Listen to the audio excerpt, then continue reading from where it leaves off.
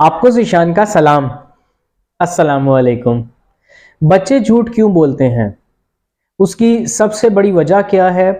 اور یہ جھوٹ بولنا ان کی عادت میں کس طرح سے جو ہے وہ بلڈ اپ ہو جاتا ہے، اور آنے والے ٹائم میں اس کا کیا نقصان ہے، اور اس کے علاوہ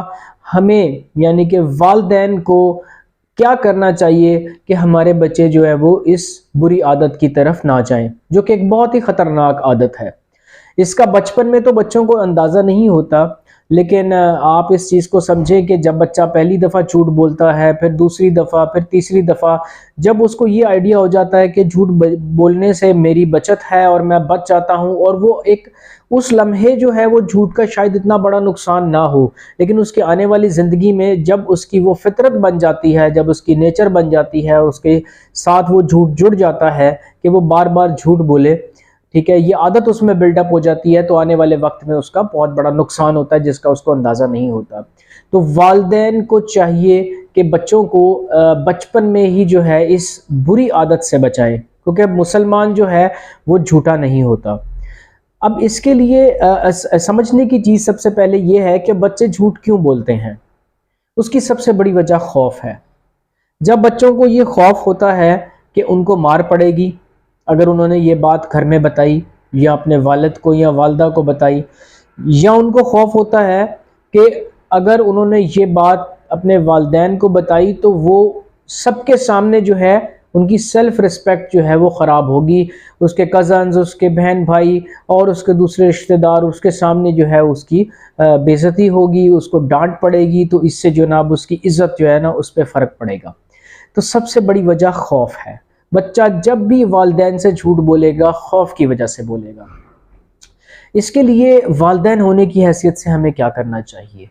ہمیں سب سے پہلے تو بچوں سے دوستی کرنی چاہیے، اور ہمیں اپنے ٹیمپرامنٹ پر کنٹرول کرنا چاہیے۔ اور تیسری چیز کہ اگر بچہ آپ سے کبھی بھی کوئی بات کر دیتا ہے، اس سے کوئی مسٹیک ہو جاتی ہے، کوئی اس سے چیز ٹوٹ جاتی ہے، کوئی اس سے نقصان ہو جاتا ہے، تو اس صورت میں آپ جو ہے وہ بچے کی بات کو سنیں، اسے پیار کریں، اسے اچھے انداز سے سمجھائیں، نہ کہ اسے ڈانٹیں جھڑکیں اور دوسروں کے سامنے جو ہے اس کو جو ہے وہ ڈانٹ پڑے تو اس سے جو ہے اس کی عزت نفس مجروح ہو۔ تو جب بھی بچہ اگر کوئی بھی نقصان کرے، کوئی بھی غلطی کرے، خدا را بچے کو کبھی بھی جو ہے وہ ڈانٹیں مت، اس کو سنیں،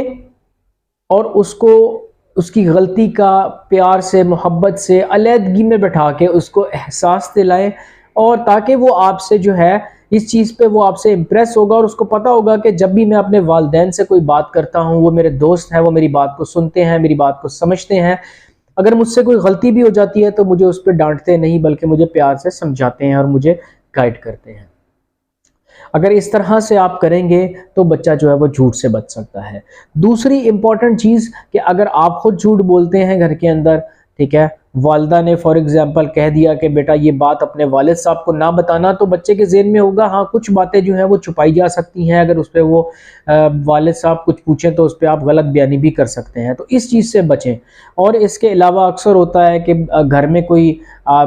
باہر کوئی ملنے آیا ہے تو والد صاحب کہتے ہیں بچے کو کہ باہر جا کر کہو کہ والد صاحب گھر پہ نہیں ہیں۔ اب بظاہر تو آپ اپنی کسی اور مقصد کے لیے یہ جھوٹ بول رہے ہیں، لیکن بچہ آپ سے یہ سیکھ رہا ہے کہ کبھی کبھار جو ہے وہ اس طرح سے جھوٹ بول لینا چاہیے۔ تو لہٰذا آپ خود جو ہے گھر کے ماحول میں جو ہے اس جھوٹ والی عادت سے بچیں، اور اس کے ساتھ ساتھ بچوں کو جو ہے وہ خوف زدہ نہ کریں کہ اگر ان سے کبھی کوئی غلطی ہو جاتی ہے،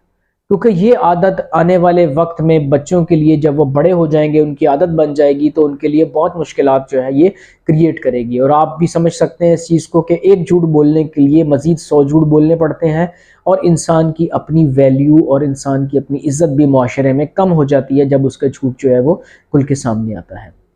اور اس کے علاوہ اگر آپ کوئی اور کچھ جاننا چاہتے ہوں تو آپ کمنٹ بھی کر سکتے ہیں۔ اللہ آپ کا حامی و ناصر ہے۔ جزاک اللہ۔